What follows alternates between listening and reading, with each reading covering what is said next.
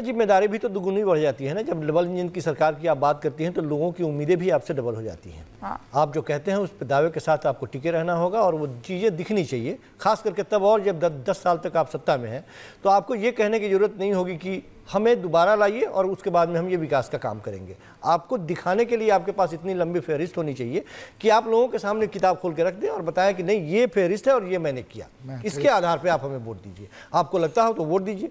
लेकिन जो हरियाणा के लोगों के जो सवाल है वो अभी भी अपना मुंह बाया खड़े हैं और वो बेरोजगारी के बारे में बात कर रहे हैं, वो उद्योग के बारे में बात कर रहे हैं, महिलाओं के स्वाभिमान के बारे में बात कर रहे हैं, वो किसानों के बारे में आपका बेरोजगारी का कर रहे हैं। जो बातें आप कह रहे हैं, सबसे बड़ी बात इसमें खुद आपकी बात में विरोधाभास है कि आप ये कह रहे हैं कि अभी देखिए वहां कांग्रेस किस चीज से जूझ रही है। कांग्रेस के साथ साथ सबसे बड़ा जो संकट है वो है उसकी विश्वसनीयता का।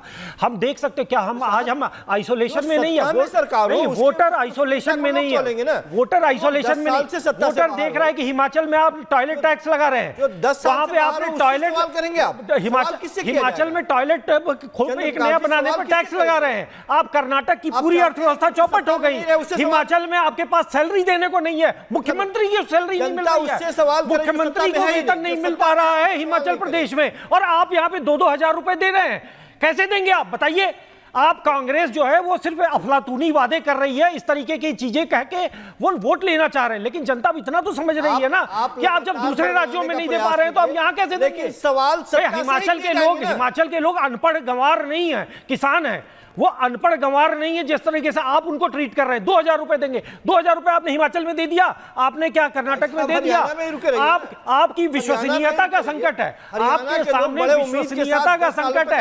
आपने अभी एक दिन पहले हिमाचल में टॉयलेट टैक्स लगाया। टॉयलेट टैक्स लगाना मतलब हंसना चाहिए। आप बताइए कि हरियाणा में पिछले 10 सालों में क्या बदल दिया आपने? देश कांग्रेस पे हंस रहा है कि कैसे कैसे टैक्स लगा रहे हैं। देखिए चंद्र प्रकाश जी और संजीव कौशिक जी, ये सब मुद्दे हैं जो कि पहले इन सब पे सारे बातचीत होनी चाहिए थी, लेकिन आज एग्जाम का दिन है, ये किसी को नहीं भूलना चाहिए।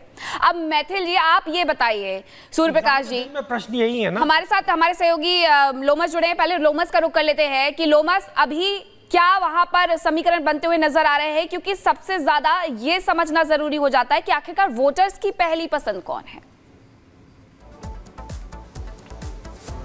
बिल्कुल मीनाक्षी, आपने सही कहा, और पूरा दिन क्योंकि परीक्षा का है और परीक्षा के बाद जो रिजल्ट 8 तारीख को आएगा उसमें डिसाइड हो जाएगा कि किसकी सरकार हरियाणा में बनने वाली है। आपको बता दें कि कुछ देर पहले हमने पूर्व डिप्टी सीएम दुष्यंत चौटाला से भी बात की और उनसे बात करते हुए उन्होंने कहा कि जनता जानती है कि किसको हरियाणा में सरकार बनवानी है और किसकी सरकार गिरानी है। जनता को मालूम है और जनता काम पे वोट डालेगी, विकास पे वोट डालेगी और आम मुद्दों को लेकर के वोट डालेगी। उन्होंने ये भी कहा कि जो बीजेपी के द्वारा वादे किए जा रहे हैं वो वादे काफी निराधार हैं और कांग्रेस जिस तरीके से बातें करते हुए नजर आ रही है, कांग्रेस कहीं पे भी जमीन पे नजर नहीं आ रही है। जब उनसे बातचीत कर रहे थे तो वो गठबंधन वाली बात पर मुकर गए थे। अब इसी को लेकर के मेरा सवाल है आपसे सूर्य कुमार मैथिल जी, सूर्य प्रकाश जी, कि अब इस बार आपको किंग मेकर की भूमिका में कौन नजर आ रहा है? 2014 की अगर हम बात करें 47 सीटें, अब उसके बाद 2019 की हम बात करें 40 सीटें, इस बार सीटें घटेंगी या बढ़ेंगी? क्योंकि आप ये तो कह रहे हैं कि सरकार हम ही बनाएंगे, सत्ता में हम ही आएंगे, लेकिन क्या कोई किंग मेकर भी होगा?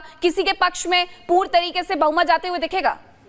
मीनाक्षी जी, हरियाणा के अंदर Bharatiya Janata party clean sweep करने जा रही है। पिछले 10 साल के जो विकास कार्य किए गए, उन विकास कार्यों की जो असलियत है वो जनता के सामने है। किस प्रकार से दिल्ली चंडीगढ़ हाईवे, मैं ये बताना चाहता हूं, इन्होंने कहा ना विकास की बात करते हैं, दिल्ली चंडीगढ़ हाईवे किसने बनवाया? पूरा किसने किया? कांग्रेस के शासन में 20-25 साल तक लटका रहा। उसके अलावा आप ईस्टर्न पेरीफेयर ले लीजिए, वेस्टर्न पेरीफेयर ले लीजिए, साथ ही साथ आप द्वारका एक्सप्रेस वे ले लीजिए, और मैं आपको बताना चाहता हूं हर गांव को सड़क से जोड़ा गया। हरियाणा के अंदर 24 घंटे बिजली है इसमें। और एक और बात, अभी आपके एक वोटर ने कहा कि मुझे राष्ट्र सुरक्षा सबसे इंपॉर्टेंट है, तो क्या हरियाणा जो कि शेरों की भूमि है, शहीदों की भूमि है, किसान की भूमि है, पहलवान की भूमि है, साथ में जवान की भूमि है, आप मुझे बताइए कि ऐसे किसी व्यक्ति को हरियाणा की जनता वोट करेगी जो जाकर विदेशों में आतंकवादियों के संग बैठ के चाय पीता हो? अभी की अमेरिका की आप तस्वीरें ले लीजिए, अलगाववादियों के संग बैठ के राहुल गांधी चाय पी रहे थे। एक महत्वपूर्ण बात और, ये बात कर रहे हैं बहुत सारी, मैं ये पूछना चाहता हूं इनसे, मुझे ये बताओ ना कि आपके शासन में क्या क्या किया गया। 36 बिरादरी की बात की गई। मैं ये पूछना चाहता हूं कि आप हुड्डा साहब के परिवार से बाहर निकले क्या? कुमारी शैलजा को आपने सपोर्ट किया क्या? दलितों को आपने प्रतिनिधित्व दिया क्या? लेकिन भारतीय जनता पार्टी के अंदर नायब सिंह सैनी ले लीजिए, खट्टर साहब ले लीजिए, 36 बिरादरी का पूरा प्रतिनिधित्व यदि किसी पार्टी ने दिया है हरियाणा में तो वो भारतीय जनता पार्टी ने दिया है। हिसाब से आपको ये लग रहा है, लेकिन ये जनता तय करेगी, क्योंकि आज इन बातों को गिनाने का, कहने का कोई औचित्य है नहीं। अब जनता ने तय कर लिया, मन बना लिया बहुत दिन पहले। लेकिन प्रश्न का उत्तर आज मिलेगा, तो प्रश्न तो यही है ना जी। आपने बता दिया कि क्या कुछ मुद्दे रहे, क्या कुछ हालात हैं। आप कह रहे हैं देश के नाम पर हरियाणा में वोट पड़ेगा। खैर हम 8 तारीख को देखेंगे। अभी अपने दर्शकों को हम सुनवा देते हैं कि विनेश फोगाट क्या कुछ कह रही हैं, जिन्हें कांग्रेस ने जुलाना विधानसभा क्षेत्र से टिकट दिया, अपना प्रत्याशी बनाया। सुनिए जरा। लिए नहीं, पूरे हरियाणा के लिए आज बहुत बड़ा दिन है और हम आए हैं सुबह सुबह अपने घर पे मतदान करने के लिए। और मैं पूरे देशवासियों से, पूरे हरियाणा वासियों से मैं आग्रह करती हूँ कि मतदान जरूर करने जाएं। ये आपका अधिकार है, ये आपकी ताकत है, इसको आपको जाना चाहिए और एक उत्सव के रूप में आपको मनाना चाहिए। आप एज अ वोटर किन मुद्दों पे वोट करिए?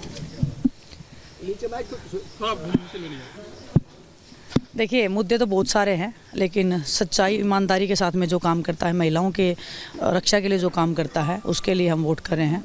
और बेरोज़गारी को जो दूर करेगा उस पार्टी के लिए हम वोट कर रहे हैं। और आप सबको पता है किस पार्टी की मैं बात कर रही हूँ। कांग्रेस पार्टी आज मैदान में है, मैं उनकी उम्मीदवार हूँ। और आप सबका भी तहे दिल से धन्यवाद, आप कवर कर रहे हो पूरे हरियाणा को। और आप लोग जो है पूरे देश का चौथा स्तंभ हो, तो आप लोगों को। तो जुलाना सीट से अपनी जो किस्मत है वो आजमाते हुए नजर आ रही है विनेश फोगाट। खबरों फिलहाल वक्त एक छोटे से ब्रेक का, लेकिन आप कहीं मत जाइएगा, देखते रहिए रिपब्लिक भारत, क्योंकि खबरों का सिलसिला लगातार जारी है।